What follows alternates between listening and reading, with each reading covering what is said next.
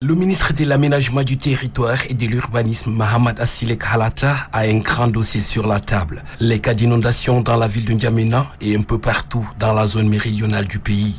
Ce mercredi 19 octobre, Mahamad Assilek Halata est sur le terrain pour constater des visu les innombrables dégâts causés par la montée des eaux du fleuve Chari-Logon en vue d'envisager les solutions d'urgence.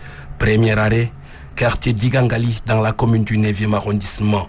Ici, le chef du département de l'aménagement du territoire constate avec impuissance la force des eaux.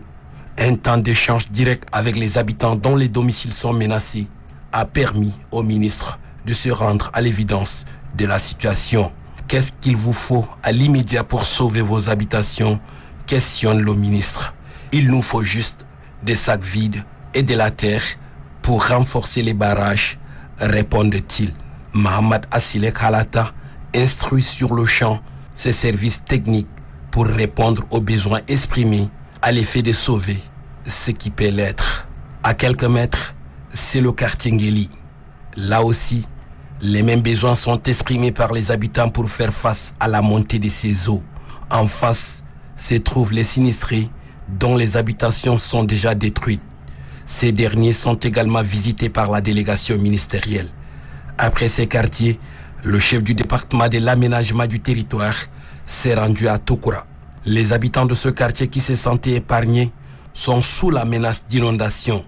Une digue du fleuve Chari qui a lâché serait à l'origine. Et les habitants du Parache sont inquiets.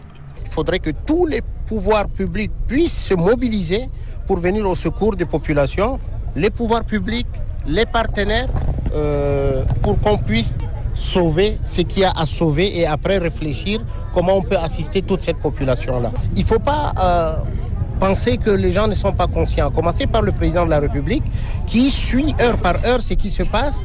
Mahamad Assilek Halata a par la suite visité quelques sinistrés installés à Tokura et échangé avec les responsables du site sur leurs conditions de travail. Le génie militaire qui a installé son quartier général à Walia a été aussi visité par le ministre de l'Aménagement du Territoire qui a tenu à féliciter l'équipe pour le travail abattu sur le terrain aux côtés des sinistrés.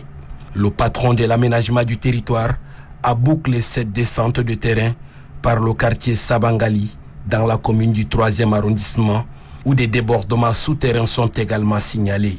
Plus de peur que de mal, rassure le génie militaire qui, malgré les moyens limités, est à pied d'œuvre pour éviter le pire.